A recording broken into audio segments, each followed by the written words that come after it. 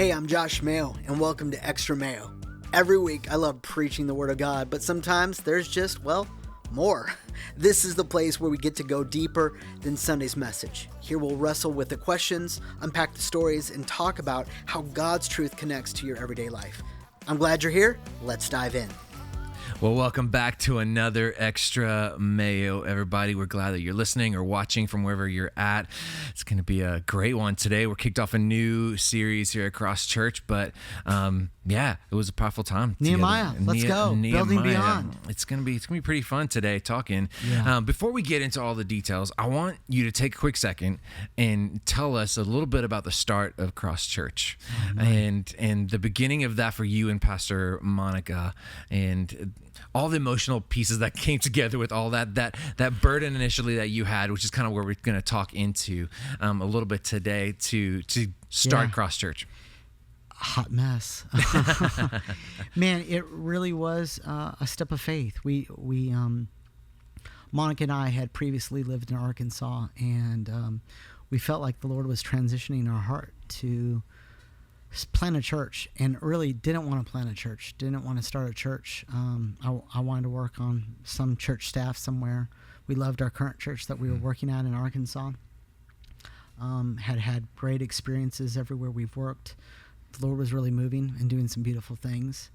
But we preached a message, and God was preaching to us. I thought I was preaching to about 400 students in the room, and my wife came up to me afterwards and basically said, that message was for us. And we immediately knew what God was doing.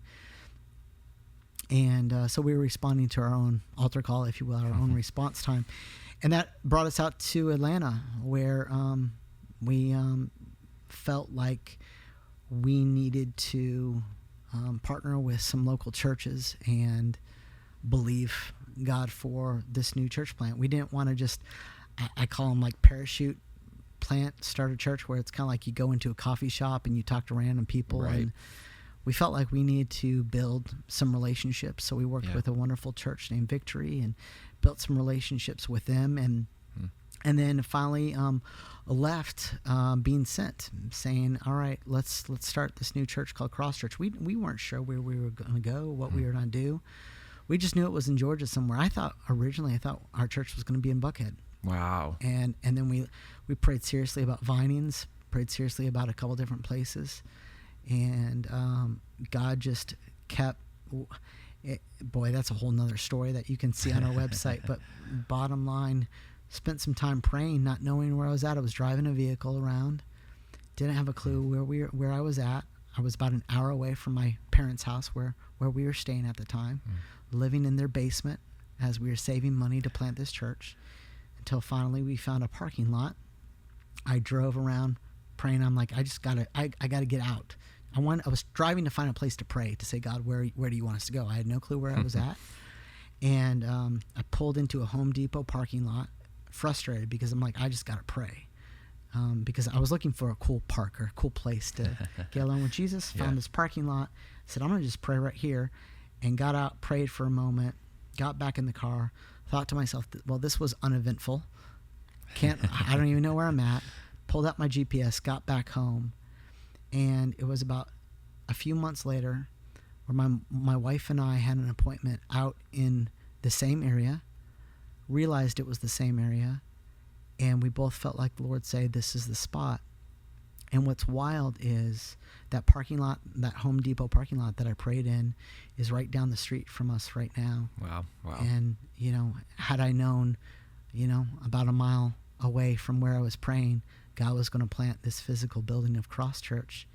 And, God is faithful. God is faithful. And so he put a burden on our heart to start this church, and we were terrified. We were scared of it, to talk about the idea of burden piece. We're like, God, anybody else besides us? I did not want to plant a church. Back in the day, about 15 years ago, in church circles, planting churches was kind of sexy. It was kind of an in thing. Yeah. And that made me want to do it less. Yeah, right. I'm like, oh man, not all my friends, but I saw some friends doing it. I'm like, no, thank you. All my friends just want to be famous. Everybody wants to build their fantasy church and think that they're going to be the next whatever. And that was not in the desire or the cards for us. And so, but we just took these steps of following this burden. It was a burden that we couldn't get rid of. Wow. And so it was cool how the Lord led us through all these steps. And I mean, there was even one moment, I remember one moment, sorry for talking so long Keep on going, this, but you're talking going. about the burden. Yes, So absolutely. this is Extra Mayo, right? This is. There was a moment where my wife was attending a youth conference, and we were leaders at a conference, and we were praying over people at the altar. And you know exactly what I just did now. I shifted this. Nice shift. I see what you did there. Because, and I'll tear up and cry about this. We praying for people, and there was this couple that was really sharp that sat behind us most of the conference. And there was thousands of people at this thing. It was massive. And we didn't know who the sharp couple was. We tried to introduce ourselves. They introduced themselves to us a couple times. We probably couldn't remember names. And the last night of the conference, they came up and they asked for us to pray for them. And that's where a cool bond started with Alistair and Gianna Wild. And and then a few months later, get all teary and emotional. Doggone it, I made it through the whole service today without crying. I threw you for a curveball, bro. But this kind of illustrates the message point, because a burden always revolves around people, doesn't it? Yeah. And absolutely. so, like, we don't get emotional about buildings. We get emotional about relationships and people. And you and Gianna have been such a gift to this church. Because if God's, to illustrate the point even more, one of the points in today's message was to if God gives you a vision, it's always going to be bigger than you. Yes. And Monica and I weren't big enough to carry that vision alone. We needed an Alistair and a Gianna Wild. We needed a Kanae and Lucy. We needed several other people that really ran alongside of us and said, let's do this together. And there have been a lot of those great people and that carry that burden, and still to this day, so many people that are carrying this burden forward. And so totally. we're all kind of re-signing up to say, all right, God, would you use us again in a beautiful new way? We were all kind of naive into knowing what God was going to do. We just were like, God, here we are. We've got this burden. And I love the idea that you were talking about, like that you didn't really even want this kind of thing. You know what I mean? But sometimes run away. Yeah, sometimes He has to God has to break something, open inside of us. You know what I mean? And then we see what God is starting to do around us. And I had very capable plans. I had a really good idea of what I thought God should do. And it had nothing to do with what He's done here. Oh, man. But I am so thankful that when you get a burden from the Lord and you act on it, and it's a God burden. Yeah. It's really a step of faith. His plans are so much better than our plans. Absolutely. Like all the things that I wanted to do, thank God that He never answered those prayers. Goodness. Thank God that He answered the prayer that I didn't even know I was praying. Come on, man. And so it's a beautiful thing, and gave us wonderful people like Alistair and Gianna and so many other people that are a part of what God's doing. Well, it's Gianna beautiful. and I are burdened and have a burden, and we love it, and we love carrying that burden. And so we would have never seen it coming, but we were grateful for it. It's beautiful. But we're jumping into Nehemiah. We're kicking off this new series in Nehemiah, and it starts out with this burden. Can we just end with that? I mean, that was powerful enough for me, but let's give it a little bit extra. Fine. We are Extra Mayo, so we got to give a little bit of extra here. We're not going to go too far, but just a nice little taste of everything. But Nehemiah had this burden, right? We started with this burden, and so it's God-sized burden. God-sized burden, and so you brought three sort of key ideas to the table today in your talk, and that you have to become aware, see what God is seeing, right? And then you get a burden that we've been talking about, and you feel what God begins to feel, and then you move to action. And thank God you moved to action, starting this church. You too, dude. And doing what God calls you to do. And so, just unpack a little bit of that for us. Like God moves upon our hearts and moves upon others' hearts. And so, break open the burden a little bit more. Yeah, I think whenever God gives us a burden, it really is moving from that awareness place to a burden place. It's moving from mind to heart. Yeah. And I talked about a holy discontent. Yeah. I talked about how God makes us uneasy with really status quo. And maybe God is making you uneasy towards something right now. And that very much might be a God burden. That might be what pains you often is the key to unlock your future. And so all right, God, what are you making me aware of? What's becoming a burden? What isn't okay for just to stay status quo?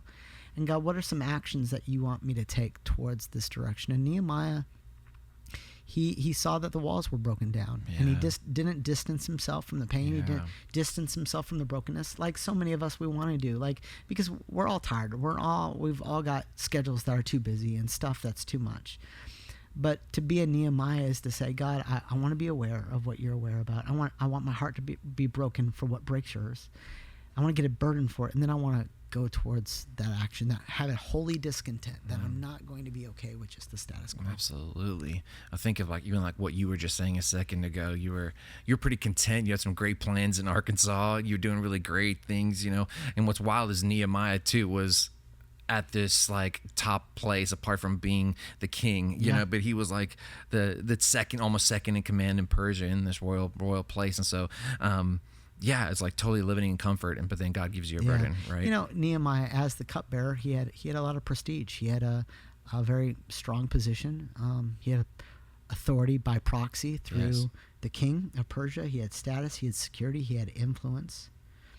But God disrupted that comfort to give him a calling. Yes. And it's so amazing how often comfort can be a distraction from our God calling. Absolutely. God almost always disrupts our comfort to give us a God-sized calling. And so if you're comfortable right now, there are great seasons for comfort. Yes. But I don't want to live a life that's just comfortable. I want to live a life that fulfills God's purpose on my life. Yes. And I don't think that's a pastor thing. No. I don't think that's a professional Christian thing. Oh, pastor, you're supposed to. No. I think God has placed you for a ministry on this planet that's as significant as what I do every single week. Yeah. I might be more visual in some ways, but that doesn't mean I'm any more important than what God has placed in my calling or your calling. And so I think God sometimes has to challenge that comfort a little bit to get us to follow our calling. And it's like Eugene Peterson says, a vocation is not what we choose for ourselves, it's what God chooses for us. Right? I love Eugene. He's one of my favorites of all time. He convicts the snot out of me. Yeah. I love it. I was the author, if you will, of the paraphrase, The Message, and Eugene's phenomenal. Yeah. So this burden becomes, it seems like this burden becomes the hinge between this awareness and the action. We're aware of all the issues, but then the issue is we don't have to act upon it. We don't have to care about it. But then when God gives us that burden, the in between is then, okay, now that burden's here, where the action is next, right? We don't want to live in a religious place. The religious elite are the one that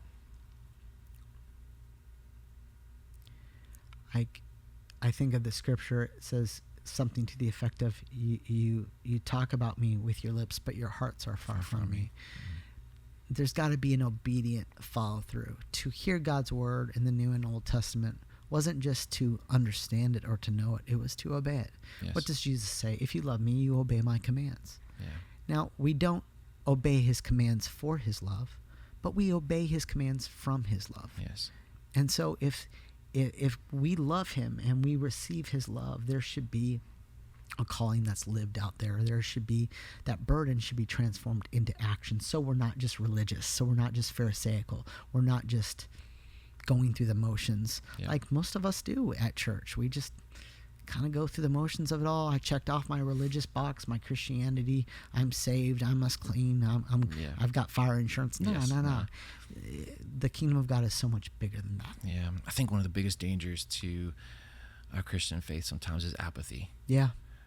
Just not having, you have a burden and just not having a burden for anything and not caring about anything and having apathy. And I think it's a giant danger in the life we will live as Christians, because when we don't have a passion for something, a burden for something, we just find ourselves going after everything, going after whatever is the next best thing, or go to this next church down the road, or go to whatever, you know. And when we don't have a burden that God puts in our hearts, I think it's something we should run for or desire. I know in my household, like, it feels like there's a burden every 2 seconds. You have 2 little children. Well, that too, and then also, you know, my wife and I tend to be a little bit dreamers, and so it can seem like, you know, your last name is Wild, bro. I'm wild. My life is wild, and so we. I mean, you signed up for that. I did. I signed up for that. Or your parents signed you up for that. Yeah, I don't think I had a choice in the matter, did I? Gianna signed up for that. That's right. She was already there. It's her fault. But yeah, man, I think it's just like the desire and having just a burden is something that is always like reflected in my life. Awareness without burden becomes apathy. Yeah. That's what you were saying, right? Yeah. And so, but also a burden without prayer becomes burnout. Come on. And so when God gives us a true burden, it shouldn't crush you, it should compel you. Yes. And the motor for that is the Spirit of God and praying through that reality. So God, good, Josh. Yeah. help me to pray through this. God, I know I'm not capable enough to do this on my own, but I want to pray through it so that, God, you would give me the power, because it's not by might nor by power, but by your Spirit that any of this is accomplished. And so we're trying to do God things here. We're not trying to do man-made things or build earthly kingdoms and names and fames and recognition. We're not about that. We want Jesus to be glorified. Then what's not important is the name above our building. The most important thing is the name above all names. Yes. Jesus Christ. And that's absolutely, that's what we're living. Dietrich Bonhoeffer says, the church is the church only when it exists for others. Come on. And that's the church we want to be. We want to be a church that exists not for our own name, our own fame, or our own kingdom, but we want to exist for others. We want to love our neighbor and love the Lord with everything we got. Yeah, absolutely. So like beckons the next question, right? It's like, what is like a godly burden or just bad pizza? You know what I mean? What's godly burden, or like just not a guilty pleasure, self-serving thing, you know? Yeah.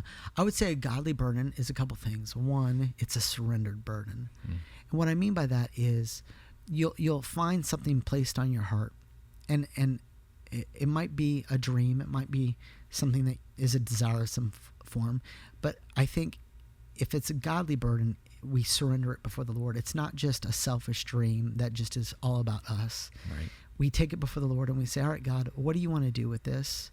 And we surrender it to the Lord. Because sometimes what we like to do is we like to put like lipstick on a pig. We bring God our selfish desires and we say, oh, this must be God's will. And we put some lipstick on it and we're like, oh, I'll pray about it and make it sound spiritual. But no, you're just doing a dream that's selfishly focused on you. And so that surrender piece, I think, is important, by saying, all right, God, is this you? And God, I want to just lay it down, because God, this is too big for me to do on my own. And so I want to place it before you.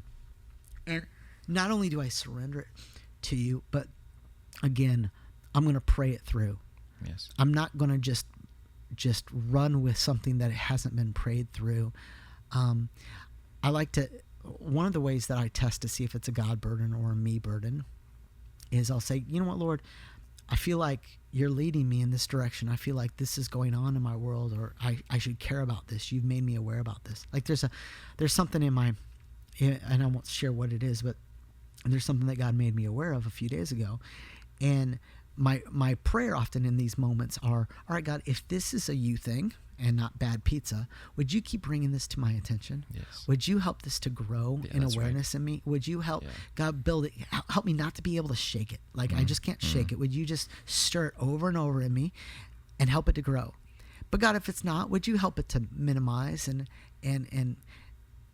just you can do your thing and take away. But God, if this is a thing for you, would you really increase it? Yeah. And then I just start paying attention. I started paying attention to what the Spirit's doing. And for something in my life recently, I've noticed that there's this one situation, without me going into details, the Lord has brought it up over and over and over again. And I'm thinking, okay, maybe this is a burden that God's asked me to carry. There's an opposite problem as well, too, is carrying burdens that God has not asked us to carry. That's where the burnout comes in, right? Yeah, that's where burnout comes in. And so often we try to carry the burdens that God has given to someone else. Like Wow. You know, I see people in the church world all the time trying to carry the pastor's burden or carry someone else's burden. And you think, well, this should be done and they should be done. And my simple question, candidly, to those people is, well, are you in a place or a position to change that? And if you're not in a place or position, influence to actually change that, you've been put into that role by God to do that, then probably your posture is more prayer than just simply carrying that burden, because that burden will crush you. Yes. Because you're not made to carry it. And so, but if you're made to carry that burden, if it's something from the Lord, he's going to give you the resources, he's going to give you the influence, the position to do something about it. And so sometimes we confuse a burden that we see for really, it's just a prayer request. It's something you should be praying before the Lord. And so usually that prayer process separates it between, is this a burden that I'm supposed to carry, or is this a burden I'm supposed to just prayerfully pray through for someone else and trust the Lord with that? Absolutely. I read like one of John Maxwell's books, one of those. He's written a couple. He's written a few, but I was reading one of them, and one of the first few chapters is like, if you don't weep over it, is it really a burden? Yeah. If you don't weep over it, is it really a burden? You know what I mean? It's sometimes we have to, see if the aches are actually real, or if we need to, or if we have to make that ache an altar. I had someone recently ask me, well, did you even consider this? Did you whatever? And I just kind of bit my tongue, because I'm like, oh, friend, if you knew how much I've prayed, if you've known how much I've in different ways wept or fasted or sought the Lord over this, you wouldn't. And it's clear that you don't know my heart when you ask me if I've even considered this. If you knew me, you would know how deeply I consider these things.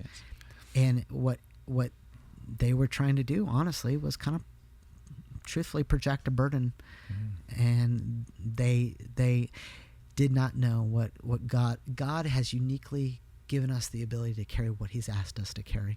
And so we need to trust the Lord and those he's equipped with those burdens, and also be prayerful for them as well too. Like, I would just encourage you right now, like, this is kind of a selfish thing I'm doing right now, but I'm asking you as your church, you have pastors like Alistair, me, Gianna, Cornelius, Monica, so many others, Rick, forgive me, I'm forgetting someone probably, but you have so many people that love and serve and give their lives for you on a regular basis. I would like to encourage you. Are you praying for them? Are you praying for the burden that we're called to carry and the burden that you're called to carry, and not getting the two confused sometimes?